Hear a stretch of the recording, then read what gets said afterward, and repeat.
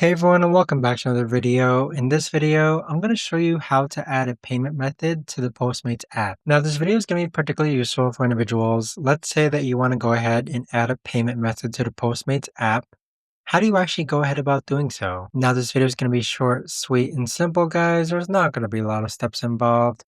Now, in order to do this, what you're first going to do is log on to the Postmates app. Next, click on your profile icon on the bottom right hand corner. Then click on Wallet. And then on this page here, this is where you can add different payment methods. So click on Add Payment Method, then select Credit or Debit Card. And then this is where you can enter your card number. Additionally, you could also connect your bank account, PayPal account, Klarna, Venmo, and more. But that right there, guys, is the best and easiest way that I know of to actually go ahead and add a payment method to the Postmates app. If you guys know of a better or easier way to actually do this, let me know in the comments down below. I would love to know.